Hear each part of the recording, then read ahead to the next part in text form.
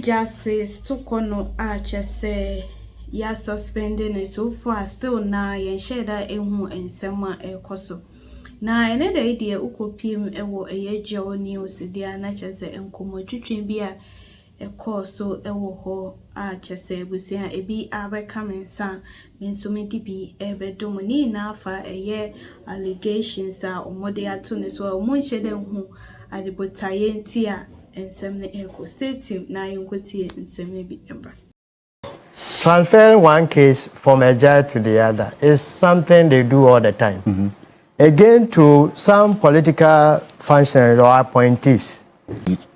Suspended Chief Justice's reasoning that the committee's failure to indicate the specific allegation in respect of which a prima facie case has been established, as well as the reasons for saying had some legitimacy. ADG has espoused quite clearly that I mean, if you reference specific cases, she may not have any merit in raising that particular concern. You still stand by that? Yeah, thanks for the opportunity again.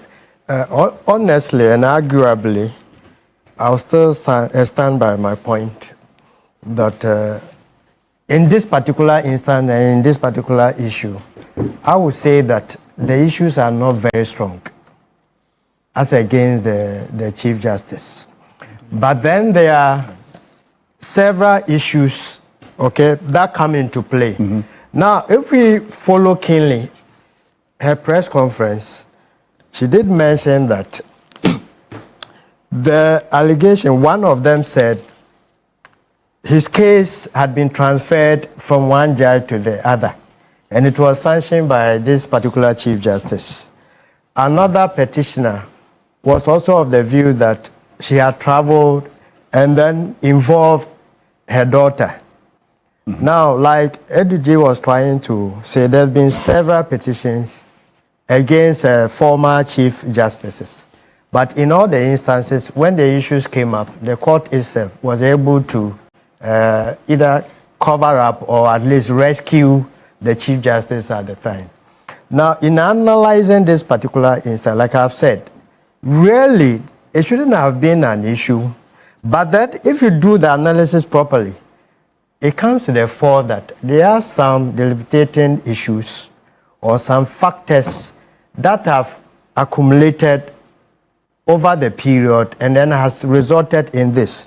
Now, like I have rightly mentioned, transferring one case from a judge to the other is something they do all the time. Again, to some political functionaries or appointees are able to travel with some family members and so on and so forth. And I said, even that should have been the main issue. But then, looking at the amount involved, they mentioned $14,000. And then this lady spent around $4,000. Are you not doing a merit review of the petition? No. They asked me the question. But what I'm just saying is that that's exactly what I didn't ask for the specific detail. And maybe we can. We've been restricted. Okay, let's straightforward. But that said, I feel the press conference was wrongly done because there's a procedure to be followed. And then you go past the procedure and you come out with your side of the issue. So technically, you are telling the public and the entire world that this is your version.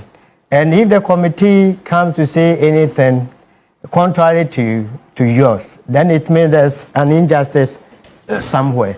In siding with my brother, he mentioned that Martin. Yes, Martin. He mentioned that at least they should have afforded her the opportunity to defend herself. Going by the 1992 Constitution, that's Article 19. It talks about fair trial. It gives some conditionalities and some provisions where one can follow. That is if you want to go about fair trial.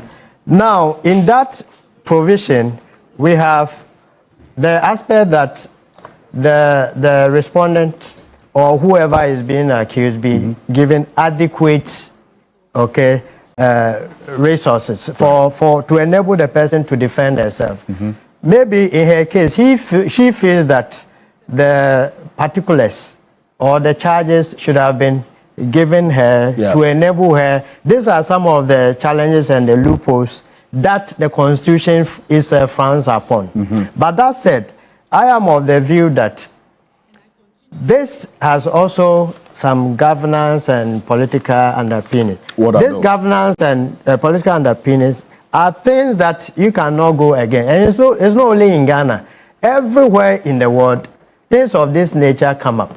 Particularly so when you have transition or new governments. I'll take you back as far back as in 1801. And the case was decided in 1803 in US of A. You know, they started this democracy stuff and so on. At the time, they didn't even know what they call judicial review. But because of this celebrated case, that's Marbury and Madison.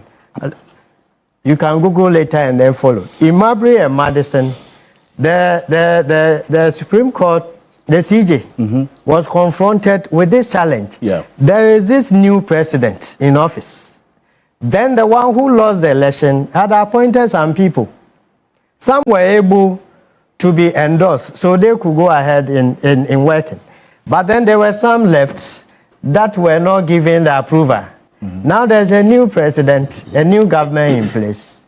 And this Marbury guy wanted the court to compel, because the new government was not forthcoming. They didn't want to approve him. So he went to court challenging the posturing of the new government. And then said, Supreme Court, can you please compel this government or official to either to approve the appointment made by the previous government. Now here was a Chief Justice who was appointed by the previous president. The incoming president is also a relative somewhere. Now he was in the middle. Am I to please my my former, president who appointed me? Or I should please a family member? Now he sees the occasion, whether by being biased or the family member or what. Otherwise. Then he said, no. What I will do is that there are three issues here. Does the person have the right to come before us? Yes, I will rule in his favor that he has the right. Now, the process is seeking to ignite. Is it the right way of doing it? He said, yes, I'll prove that one. Now, the third one, the main thing that he wants me to do, that is where me too, I will depart and satisfy the government of the day. Now, the Chief Justice of Ghana is confronted with a similar situation. We have a new president. You were appointed by a previous one. But in my analysis, where I find the difficulty and why all this brouhaha, if you are unable to trace the history, we'll be doing all ourselves a serious disservice. There's a history to that. Just to the build up of the general election in 2024, there was this serious altercation or back and forth between the Chief Justice and the Speaker of Parliament. There was an issue in Parliament that had been imported into the Supreme Court. And when it went, the Speaker or element of the then opposition party were like, this is a constitutional or procedural breach that we expected the Chief Justice to have done something about it. What has that got to do with what's happening now? This constitutional process in place, ongoing. That is what I'm saying. That's why I even brought in the U.S. case and so on and so forth. I was asking about the specific reference and bearing that all of those